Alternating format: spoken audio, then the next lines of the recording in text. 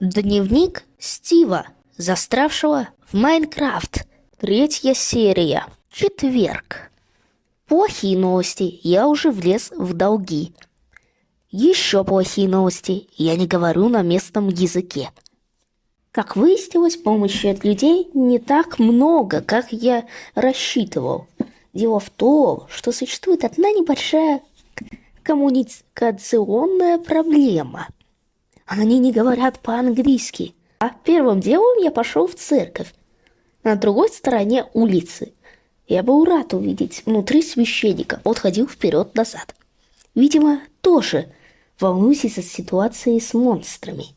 Я вежливо представился, а потом выпалил все, что со мной произошло, в одном длинном, гигантском, бесконечном предложении. Уверен, что я даже не прерывался, чтобы вздохнуть.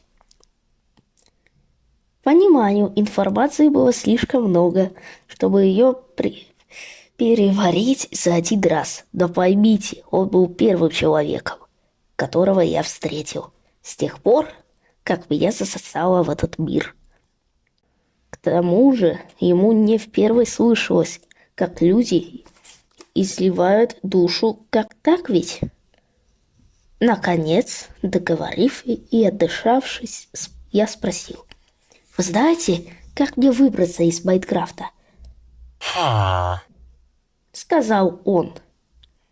Знаете, как люди иногда говорят или в начале приглашения, когда они еще думают, что сказать. Я решил, что тут тот же случай.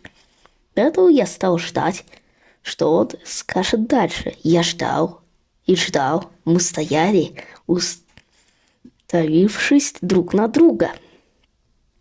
Как вы понимаете, чувствовал я себя довольно неловко. Наконец я прервал эту безмолвную игру в гляделки и спросив: «Вы можете мне помочь?» Сказал он и снова стал ходить вперед-назад.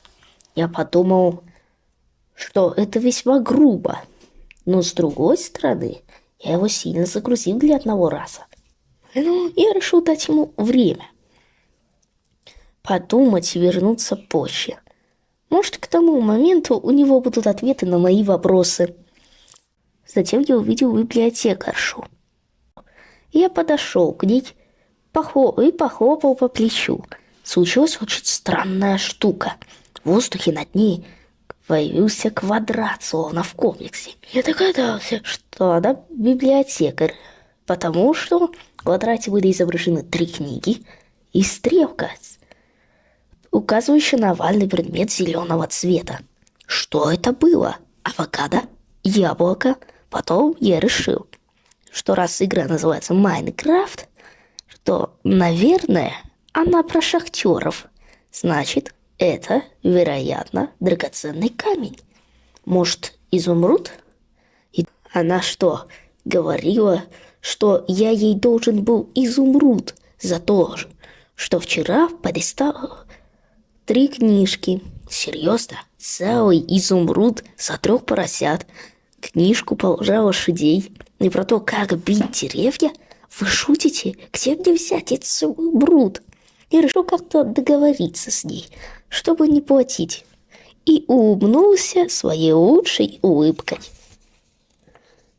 Но прежде чем я смог открыть рот, она повернулась и ушла. Вот тогда я и услышал стон вдалеке. Я вбежал в библиотеку, захлопнул дверь и приставил к ней тот странный столик. Потом я пережил ночь лучшим известным мне способом, стоя в углу. На заметку: должен библиотекарше изумруд. Возможно, этот библиотечный долг я так никогда и не оплачу.